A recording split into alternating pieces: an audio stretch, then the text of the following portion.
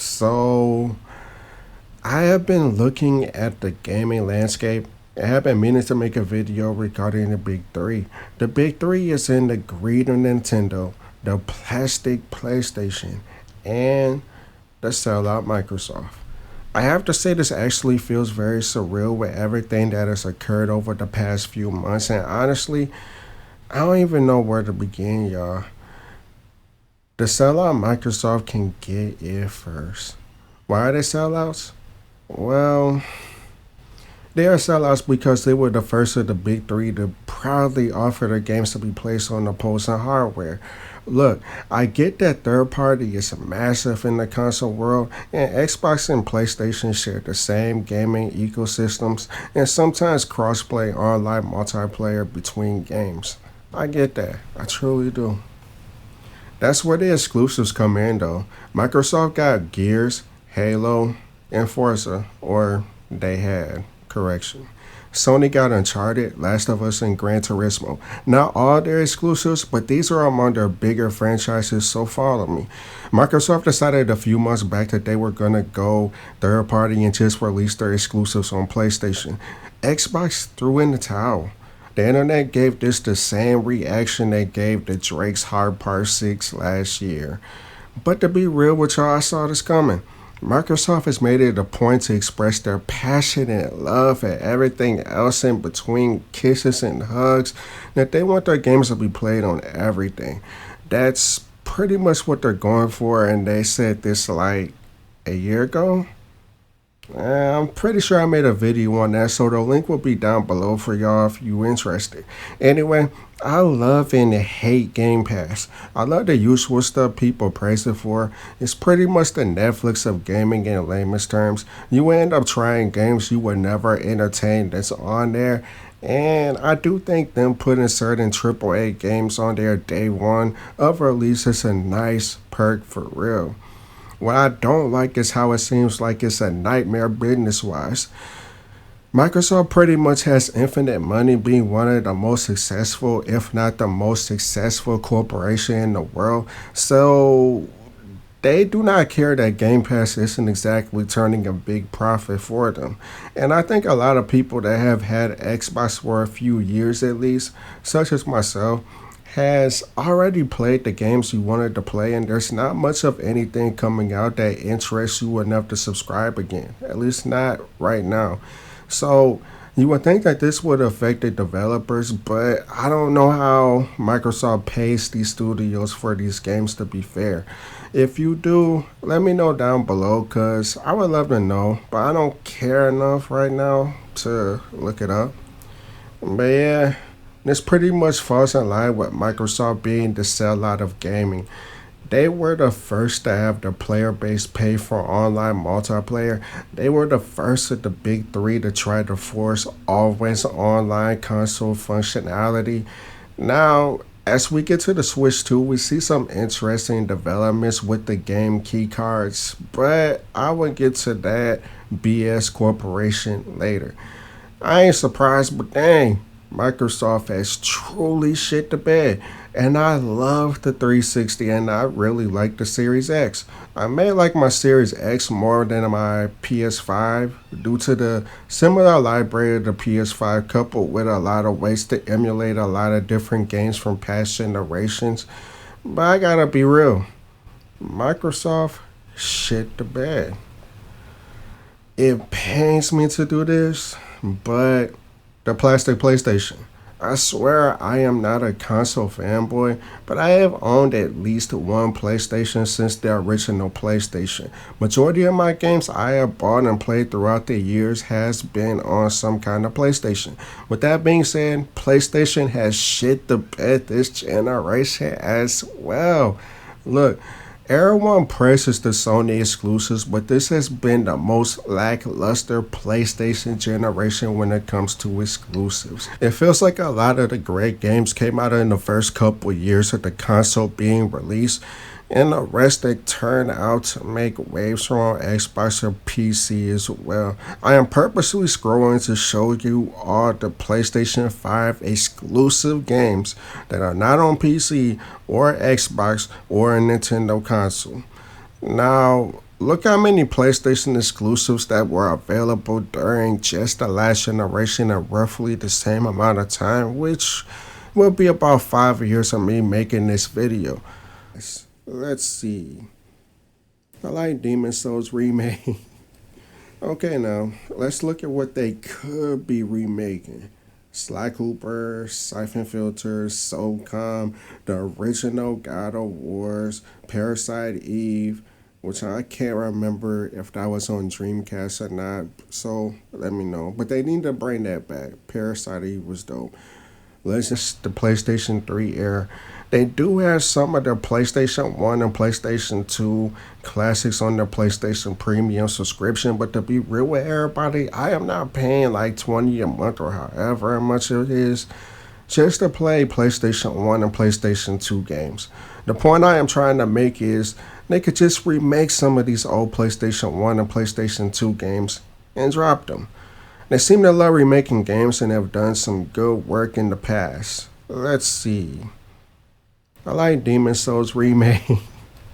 Okay, now let's look at what they could be remaking. Sly Cooper, Siphon Filters, Soulcom, the original God of Wars, Parasite Eve, which I can't remember if that was on Dreamcast or not, so let me know. But they need to bring that back. Parasite Eve was dope. Legend of Legaia 1 and 2, Legend of Dragoon, Jet Moto series, Chrono Cross, Jack series, Parappa the Rapper, that was like 2 games. The Resident Evil Outbreak series, there was like 2 games. And I'm sure I'm forgetting more, but that's literally just off top. Guess how many of these games they have remade? That's right. you already know. None of them. Which is wild because a lot of these were pretty successful back then and had their own fan bases, but whatever. Hell, the PlayStation 3 has some gems that are slowly being lost in time. Games like Infamous, Heavenly Sword, and the Killzone games are pretty much forgotten, with Infamous being my favorite Sony exclusive of the 7th gen. That is until The Last of Us 1 came out, but that was at the very end of the generation. Infamous was my favorite pretty much the entire time. But I digress. So, if they are remaking these classic gems that will go gold, even if all they did was give the games a fresh coat of paint and quality of life changes, what games are they remaking and remastering, you ask? I ain't gonna name all of them, but I would name some culprits that I scratch my head at these decisions for real. Last of Us won a couple times, and even the second Last of Us game, despite that game having mixed opinions of being very good or very trash in the gaming community. Days Gone, which came out last gen and wasn't all that popular to begin with. Like I think it's so okay, but it wasn't like, oh my god, this game's amazing. I never heard that. I think the entire Uncharted series has been remastered at this point as well. Horizon Zero Dawn got a PS5 remake or remaster, whatever they called it, when that game still looks superb for the time it came out in 2017? And these games are for full price too, with minor visual upgrades to the point if you played them side by side of one another, you would be hard pressed to see hardly any differences. But yet, they were $60, but now $70 minimum. And I'm not saying Horizon Zero Dawn doesn't look better. I'm not opposed to PlayStation remastering and remaking games from last gen. They have remade classic games like Medieval in the past few years, which was a niche game from I think like the PS1 or PS2 era, one of those eras. But I seriously scratch my head knowing that Last of Us 1 will get another remake before any of the classic games I listed will even be considered to be brought back. Bloodborne is the main game I want remade, but Sony refuses to remake that game despite it being highly requested since like 2018 or so from what I can remember, but whatever. The second Horizon game will get remade before Bloodborne ever gets a remake or a remaster, which is a straight up shame. PlayStation just seems plastic. A mere shell of what it used to be, which was a lot of varied games for nearly every player to enjoy. Nowadays, they are chasing after graphical fidelity while making games with more cutscenes and walking segments than actual gameplay, which is fine in moderation. But that's what majority of their flagship exclusives are, and it's tired. Very tired. The greed of Nintendo. Ah, yes. These bastards.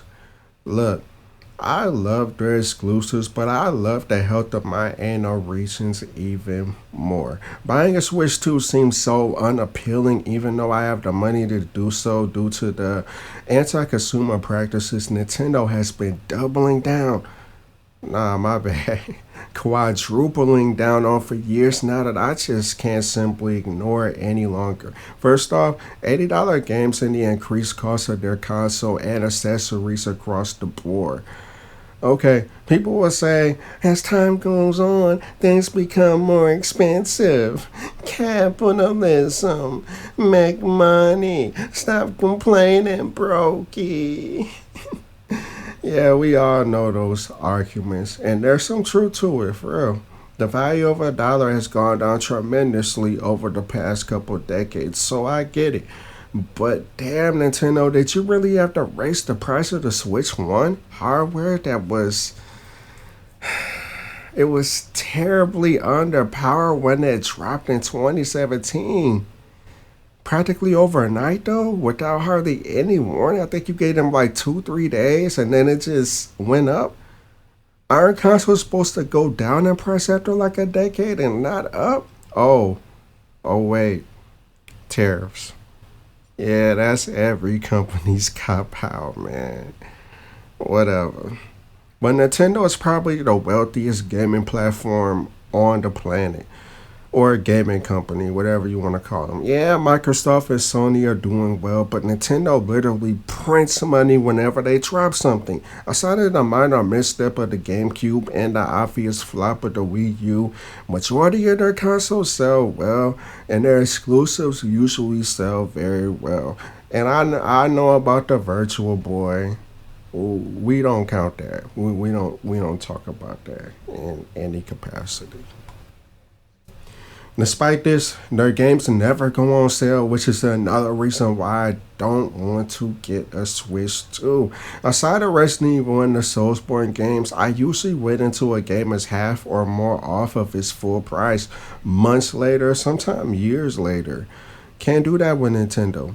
Mario Odyssey, which I'm pretty sure was a damn launch game for the original Switch, is still full price. Yeah, I know you can find it on sale at Amazon or maybe Walmart or Target, wherever.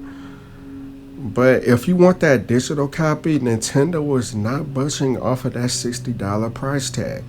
And that's how all their exclusives with Mario, Zelda, or anybody else notable on the cover, it's just always full price. I think every once in a while it'll be like 10% off. Like for real, I think I saw like Mario Odyssey like 10% off, and I think I did because it's so rare. I can't really remember the last time I saw it on sale. So knowing that I will more than likely end up spending $70 to $80 plus tax for every exclusive that interests me, whether it's the day it comes out or years down the line, turns me off. I actually do not want to spend so much time on Nintendo because I already spoke on their crazy practices towards their own fans in a previous video. But yeah, and before someone calls me a Nintendo hater, that the Nintendo 64 is my favorite gaming console of all time for personal reasons, and I've spent more time playing their exclusives than probably every other series out there except Resident Evil. I know for a fact I put a few thousand hours into Pokemon Gold and Silver alone on the Game Boy Color. I love those games. I actually love all of the console ecosystems. I just do not like the corporations behind them. I also feel like I got snubbed by Sony since buying a digital game on a Sony platform is only good on Sony platforms. I can't log into a PC account and play my digital games on there. Look, and I get it. Sony has the right to do that. However, I can do that with Microsoft to my knowledge. Well, taking my Xbox Live account and, you know, basically putting it on PC. You can't put your PESN on PC, is what I'm trying to say. So, with that being said, I slowly been buying my favorite games on my Series X on steep discounts over the past couple of years, and I gotta say I got majority of them. Yes, I will be making that jump to PC after this generation. Too many things have happened since COVID among the big three that I just don't think being a console owner is worth it anymore. Consoles are all about my bad. Consoles were all about plug in and play, and PCs is supposed to be all about customizing your experience how you want it and dealing with updates and, fiddling around with settings. Consoles have pretty much given us every disadvantage of PC gaming, but left out the key advantage PC has over consoles: more gaming sales and easier emulation for past generations. Xbox is good with the emulation, but not completely great. But Sony and Nintendo struggle to even have the bare minimum on their platforms.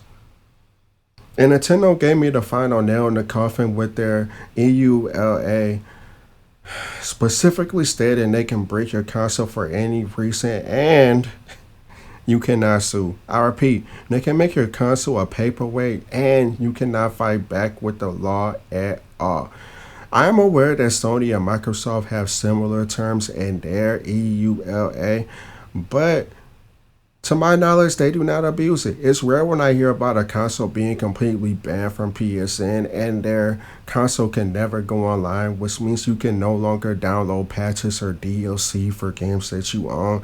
Usually, people just have their console banned and not their account, from what I have seen. But I have seen accounts being banned as well. But usually, those people deserve it, or they got in touch with, customer support and got their account back because it was some kind of glitch. But usually, you know, these things get resolved usually, is what I'm trying to say.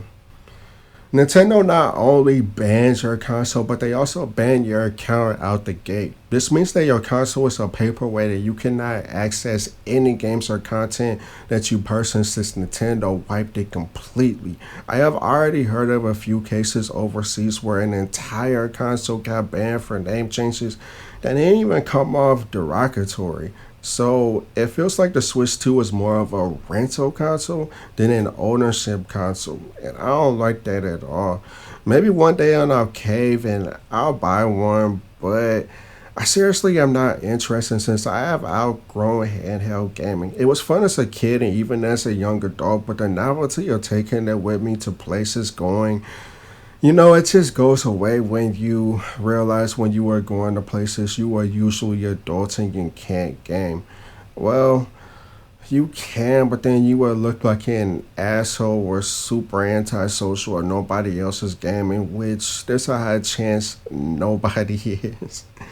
If I do get a handheld, I will probably get the Steam Deck or the ROG Ally, but the fact that stick drift exists and I can't detach the Joy-Con things like the Switch, I'll be honest, I'm wary about it. I haven't looked too much into it though, so you are all welcome to fact check me on this. Could be completely wrong, or maybe they use some kind of technology that's like anti-stick drift. I'm not 100% sure because I haven't looked into it.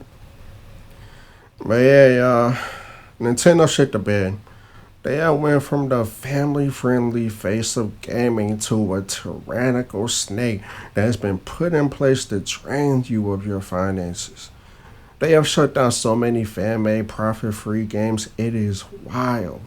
They actively take down emulators of 20 to 30-year-old games when they shut down a lot of means to buy the games directly from them.